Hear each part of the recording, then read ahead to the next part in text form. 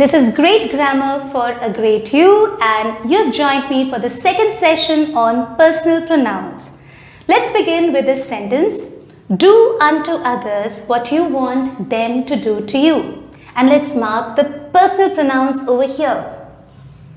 Now let's classify them. You is second person, singular, subject of the sentence. Them, third person, plural, object of the sentence.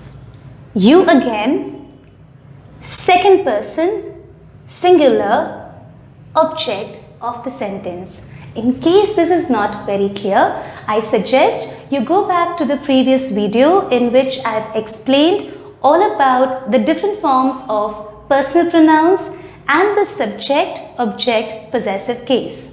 In today's session, we are going to go through a set of rules that we follow when we use the personal pronouns. So here we have 5 sentences on this side and 2 more on the other side.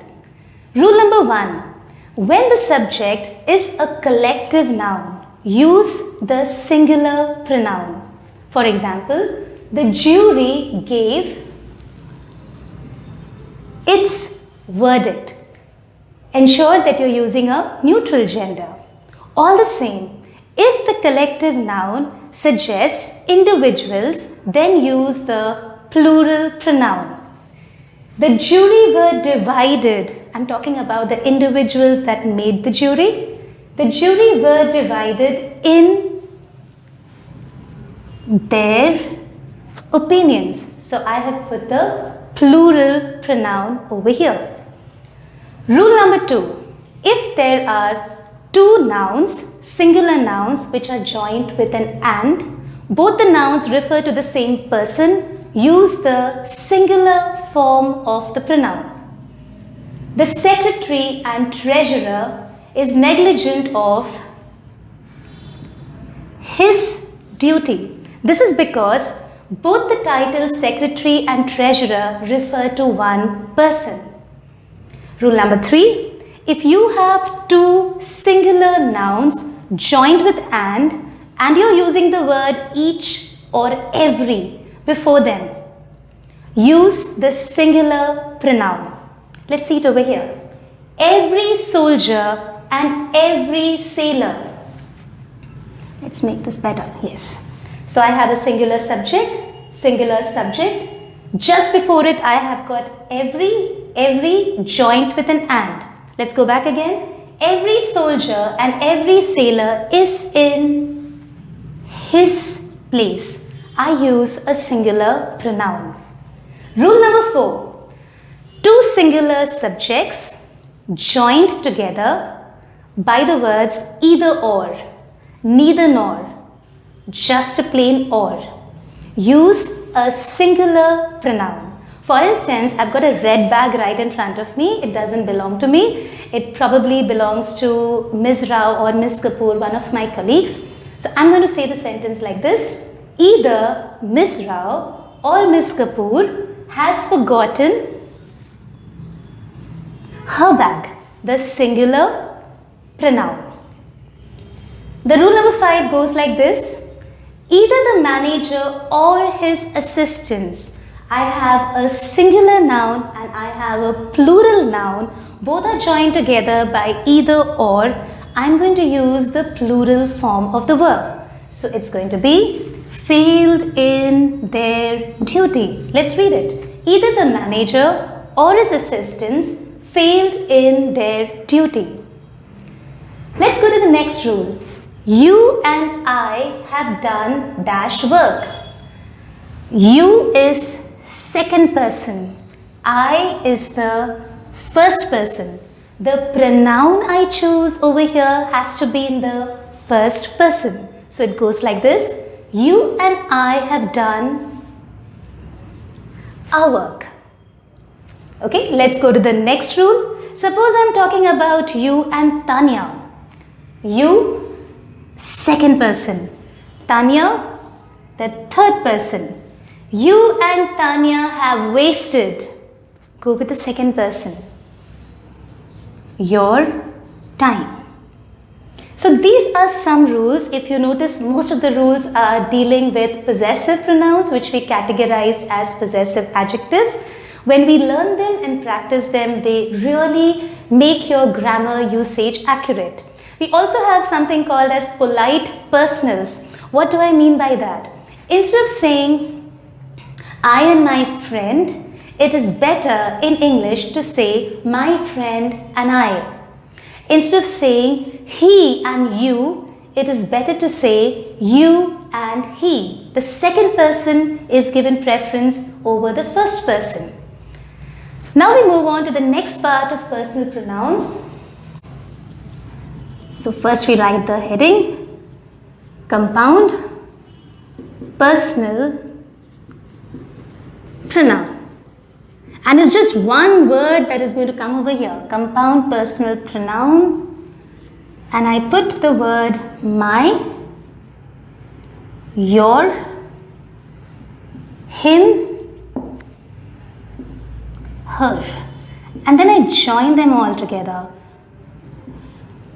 in this way. I'm going to join them with which word?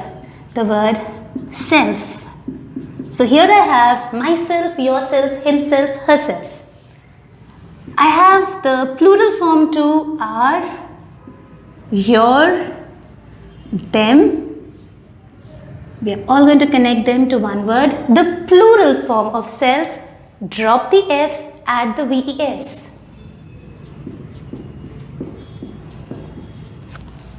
So we get words like ourselves, yourselves and themselves. These forms of verbs, for words, now rather the pronouns, the myself, yourself, himself, herself, ourselves, yourselves, themselves, they are compound personal pronouns. The use determines what is the rule. The first type is reflexive pronouns. In this case, these words act like the object of the verb. The boys hid. Now this sentence has the subject who hid the boys. It has a verb hid. What is the object of the sentence? Did the boys hide their bags? Did they hide their books? Not really. The boys hid themselves. So the boys were in hiding. So in this case, themselves act like the object of the subject. Reflexive pronoun. Let's take another example. The horse hurt. Whom did the horse hurt? Did it kick a small kid? No, it didn't do so. The horse hurt itself. Whom did the horse hurt? Itself. Again, over here, the pronoun itself acts like the object of the sentence. Both the examples would be of reflexive pronouns. How to find whether they are working as an object of the sentence? Ask the question whom to the verb. And if you get the compound personal pronoun as an answer, they are being used as reflexive pronouns. I have a very chirpy girl. Let's call her Tanya again. And she comes to me and she is very excited. And she says,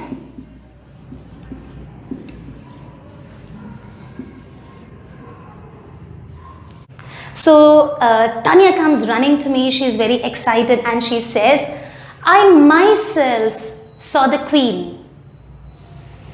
Whom did Tanya see? The queen. So the object of the sentence is the queen. But did she use the word myself? She did.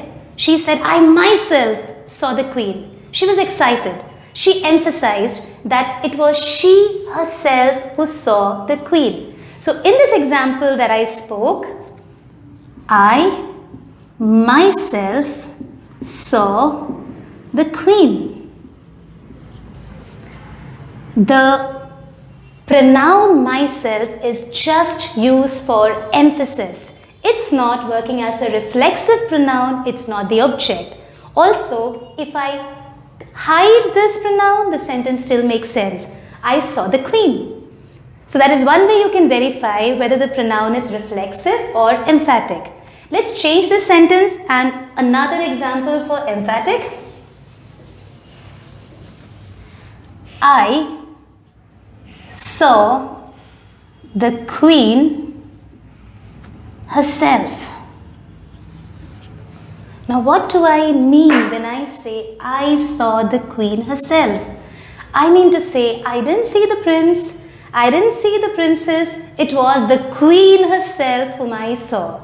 Again over here, the pronoun herself is used for emphasis, so it's not going to be a reflexive pronoun, but it's going to be an emphatic pronoun. We verify it by checking it up whether it's acting like an object. Whom did I see? The queen.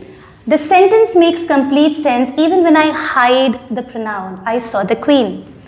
Such cases where you use the compound personal pronouns and you can make a complete sense even without those compound pronouns, the pronouns are acting as emphatic pronouns. That's all about personal pronouns.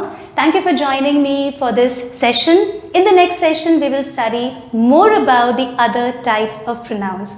Do subscribe to this channel. Thank you for watching.